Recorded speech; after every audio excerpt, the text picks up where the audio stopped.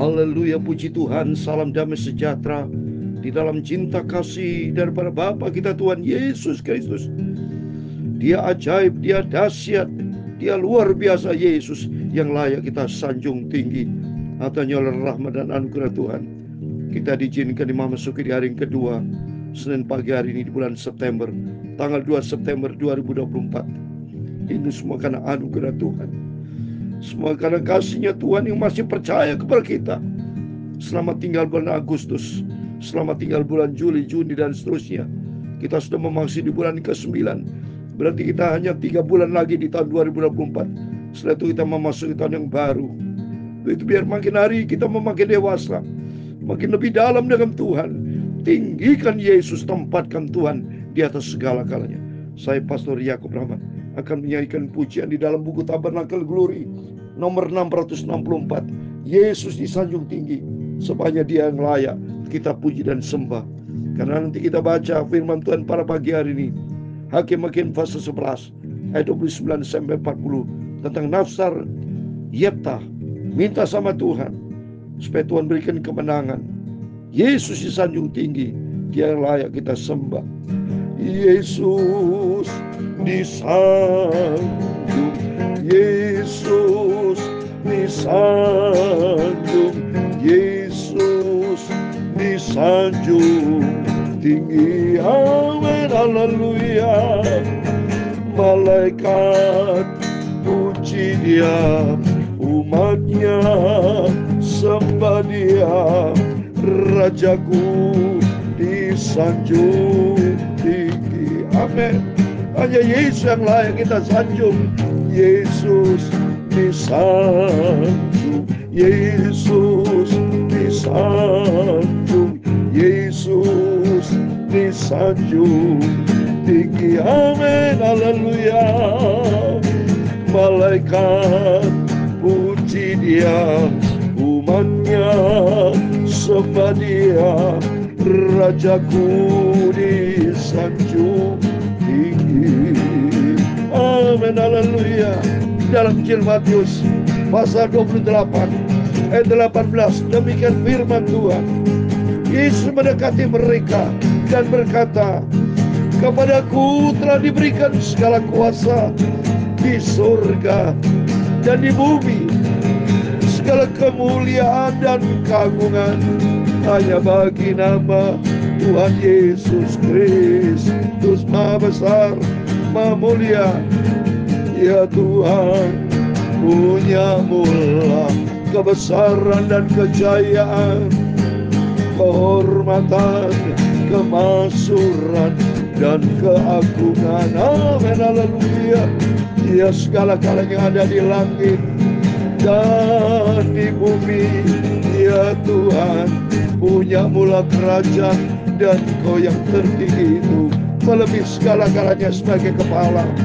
Sebab kekayaan dan kemuliaan berasal daripada-Mu, dan Engkaulah yang berkuasa atas segala-galanya. Dalam tangan-Mu lah kekuatan dan kejayaan, dalam tangan-Mu lah kuasa membesarkan dan mengokohkan segala-galanya. Sekarang ya Allah kami bersyukur kepada-Mu dan memuji nama-Mu yang agung itu. Yesus disanjung, Yesus ku sanjung tinggi di atas segala-galanya. Amin, haleluya. Tuhan, sucikan mulutku, hatiku, dan pikiranku. Ku pagi ini baca firman-Mu Bapa. Firman-Mu ku simpan dalam hatiku, dan ampunilah semua dosa salahku. Terima kasih Bapa. Berfirman Bapa, kami siap untuk baca firman Tuhan. Dalam nama Tuhan Yesus Kristus kami sudah berdoa ucap syukur. Amin, amin. Segala puji hormat bagi kemuliaan Bapa yang senantiasa nyata kasih-Nya dalam kehidupan kita. Kalau kita dipelihara sama Tuhan sampai Senin yang pertama tanggal 2 September 2024, ini semua karena anugerah Tuhan. Bukti nyata Yesus yang kita sembah adalah Yesus yang hidup dahsyat. Amin. Sesuai dengan firman Tuhan dalam Matius 28 ayat 18, Yesus mendekati mereka dan berkata, Kepadaku telah diberikan segala kuasa di surga dan di bumi. Berarti tidak ada yang lain selain Yesus. Dia sebagai Allah. Kalau Yesus ada sebagai Allah, kalau ada Allah lagi misalnya Yesus di bawah, pasti Yesus tidak berani, saudara. Dia berkata, Allahku yang punya kuasa di atas segala. Oh, dia pakai kata-kata. Bisa juga seperti itu, ya. Tapi kalau sudah dikatakan kepadaku, diberikan segala kuasa di surga, berarti di dalam Yesus tidak ada yang lain. Hanya dia satu-satunya Allah. Dia Tuhan ajaib. Seperti juga di dalam kitab Kolose, sudah saya membaca. Kitab Kolose, ya, itu pasal yang kedua saya membaca, ya, membuktikan semua beberapa ayat Yesus adalah sebagai Allah. Oleh itu layak kita puji dan sembah. Tidak ada pribadi lain dalam kehidupan kita. Hanya Yesus satu-satunya Tuhan Juru Selamat yang kita layak puji dan sembah. Demikian firman Tuhan kitab Kolose pasal yang kedua ayat yang ke-16. Demikian firman Tuhan. Kolose pasal 1 sudah. Ini pasal 1. Pasal 1 ayat 16. Karena di dalam dialah telah diciptakan segala sesuatu yang ada di surga dan ada di bawah bumi. Dan yang kelihatan dan yang tidak kelihatan. Baik singgasana maupun kerajaan. Baik pemerintah maupun penguasa. Segala sesuatu diciptakan oleh dia dan untuk dia. Wah, dahsyat. Siapa dia itu? Yesus Kristus. Untuk dia, Yesus Kristus. Kita diizinkan Tuhan saya pagi ini menyampaikan firman Tuhan. Itu semua anugerah Tuhan. Ditujukan semua untuk kemuliaan Tuhan. Mari kita kembali kepada firman Tuhan. Kita melanjutkan satu pasal selesai. Hakim pasal 11. Supaya selesai besok akan lanjutkan Hakim pasal 12. Natsar Yefta ayat 29. Lalu roh Tuhan menghidapi Yefta. Ia berjalan melalui daerah Gilead dan daerah Manasye. Kemudian melalui Misbah di Gilead. Dan dari Misbah di Gilead ia berjalan terus ke daerah Bani Amun. Jadi sini kita bisa belajar supaya kita andalkan Roh Kudus. Roh Tuhan menghidupi Yefta. Mari juga Roh Tuhan menghinggapi Bapak Ibu bersama saya.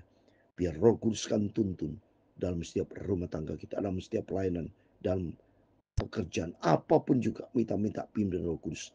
Kalau dipimpin Roh Kudus beda, saudara, karena Roh Tuhan di atas segala-galanya, ya. Lalu bernasarlah Yefta kepada Tuhan, katanya, jika engkau sungguh-sungguh menyerahkan Bani Amon itu ke dalam tanganku, maka apa yang keluar dari pintu rumahku untuk menemui aku pada waktu aku kembali dengan selamat dari bumi Amon, ia akan menjadi kepunyaan Tuhan, dan aku akan mempersembahkan sebagai korban bakaran. Wow, minta tanda dari Tuhan. Kalau dia keluar dan datang, ya, dan ternyata itu semua apa yang keluar dari pintu rumahku untuk menemui aku pada waktu aku kembali dengan selamat dari Bani Amon, itu akan menjadi kepunyaan Tuhan. Pergi dan pulang selamat, minta tanda dari Tuhan, ya. Ternyata kuasa Tuhan menyertai Gideon. Terus kita lihat ini, menyertai Yefta, saudara.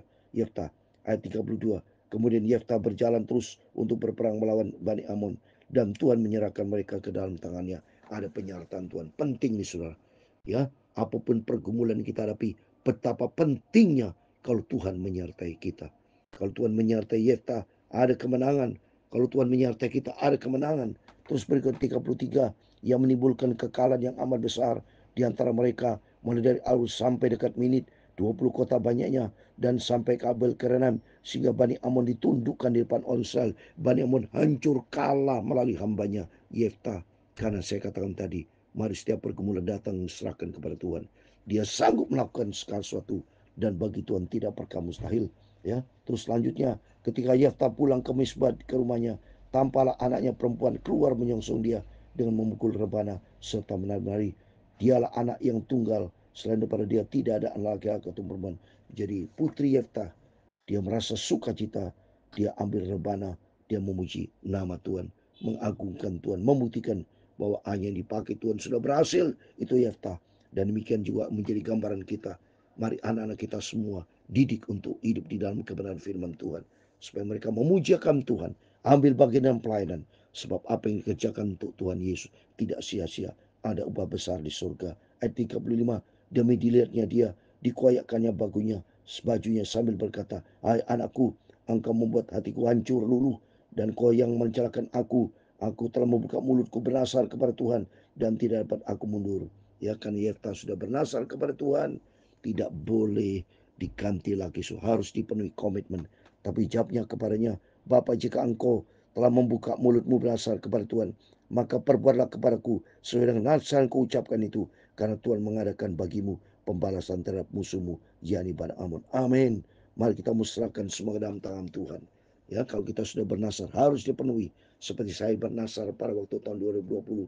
Kalau Tuhan berkenan, nasihat saya 1 Januari 2021 saya akan beritakan firman Tuhan berurutan. Kalau dari pagi baca perjanjian lama, kalau malam perjanjian baru, dan ternyata ada penyertaan Tuhan. Sampai detik ini saya belum pernah ditinggalkan sama Tuhan, bahkan diberkati, bahkan perkara ajaib terjadi. Ya, terus berikutnya, tetapi jawabnya kepadanya, Bapa, jika kau telah membuka mulutmu terhadap bernasar kepada Tuhan, maka perbuatlah kepadaku sesuai dengan nasihat yang kau ucapkan itu, karena Tuhan telah mengadakan bagimu pembalasan terhadap musuhmu, yakni Bani Amun. Lagi katanya kepada ayahnya, hanya izinkan aku meletakkan hal ini, berilah keluasan kepadaku dan bulan namanya, supaya aku pergi mengembara ke pegunungan dan menangisi kegarisanku bersama dengan teman-teman. Ayat 38. Jawab Yefta, pergilah, dan memberikan dia pergi ke 2 bulan lamanya. Maka pergilah gadis itu bersama dengan dia teman-temannya, memanggil kegarisannya, menangisi kegarisannya di pegunungan. Ayat 39. Setelah lewat kedua bulan itu, kembalilah kepada ayahnya, dan ayah melakukan kepadanya apa yang telah dinasarkan itu. Jadi kau tidak pernah kenal laki-laki. Nasar dari papanya Yefta kepada anaknya diserahkan kepada Tuhan, ya. Maka kita harus sungguh-sungguh kepada Tuhan. Kalau Bapak Ibu ada nasar kepada Tuhan, jangan pernah diingkari, karena nasar itu bentuk komitmen pribadi dengan Tuhan. Penuhi bahwa Yesus akan menyertai kita. Penuhi itu nasar. Seperti saya penuhi nasar saya akan menyampaikan firman Tuhan itu pagi malam sesuai dengan perintah Tuhan, dan nyata Tuhan campur tangan. Sehingga sampai detik ini saya tidak pernah berubah. Kenapa? Karena kuasa Tuhan. Karena ada penyertaan Tuhan yang dahsyat. Ya, Tuhan tidak pernah tinggalkan kita. Apapun yang masalah boleh kita hadapi, tapi percaya kepada Tuhan. Di dalam nama Yesus ada jalan keluar. 40 yang terakhir, bahwa dari tahun ke tahun anak perempuan orang Israel selama 4 hari setahun meratapi anak perempuan Yefta orang Gilead itu. Amin. Demikian firman Tuhan sudah kita baca. Di dalam nama Tuhan Yesus Kristus, kepada Bapak, Ibu, Saudara semua diberkati sama Tuhan. Mari kita mau kembali sama Tuhan. Di sini kita lihat Yefta ada roh Tuhan. Kita minta supaya roh Tuhan berkuasa dalam diri kita. Dan yang kedua, kalau ada nasar harus dipenuhi. Bukan karena kedagingan kita, tapi roh Tuhan akan menyertai. Sehingga pada waktu kita bernasar, Tuhan memberkati kita semua. Dan Tuhan catat setiap nasar, setiap komitmen dengan Tuhan dicatat di dalam kitab kehidupan. Saya pun dicatat nama saya dalam kitab kehidupan, karena saya melaksanakan firman Tuhan, hidup di dalam kebenaran firman Tuhan. Amin. Supaya bukan jadi batu sandungan, tapi nama Tuhan dipermuliakan. Yesus yang layak kita sanjung tinggi. Tuhan memberkati kita semua. Yesus disanjung, Yesus disanjung, Yesus disanjung tinggi. Amin, haleluya. Malaikat puji dia, umatnya sembah dia, Rajaku disanjung tinggi. Amin. Mari kita puji dia, sembah dia. Yesus disanjung, Yesus disanjung, Yesus Tuhanku disanjung tinggi. Amin, haleluya. Malaikat puji dia, umatnya sembah dia, Rajaku Yesus selalu disanjung tinggi. Amin, haleluya. Tuhan memberkati engkau dan melindungi engkau. Tuhan menyinari engkau dengan wajahnya dan memberi engkau kasih karunia. Tuhan menghadapkan wajahnya kepadamu dan memberi kau damai sejahtera. Bapa kami di surga, dikuduskan namamu, datanglah kerajaanmu, jadilah kehendakmu di bumi seperti di surga.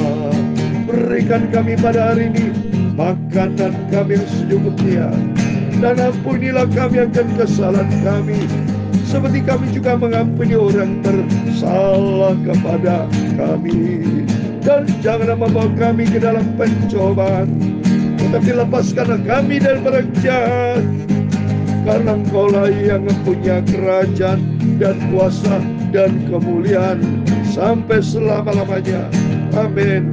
Selamat pagi, selamat bekerja, selamat beraktivitas, selamat kita memasuki di hari yang kedua di bulan September ini. Jangan jauh dari Tuhan, tapi melekatlah dengan Tuhan. Kita bersyukur kepada Tuhan, minta petunjuk dari Tuhan, minta ampun. Biar Roh Kudus tuntun kita. Roh Kudus kan membawa kita selalu duduk di kaki Tuhan, menanti-nantikan akan Tuhan. Tuhan memberkati kita semua. Serahkan semua persoalan dalam tangan Tuhan. Tuhan akan memberkati dan menyertai kita semua. Amin. Immanuel, puji Tuhan. Haleluya.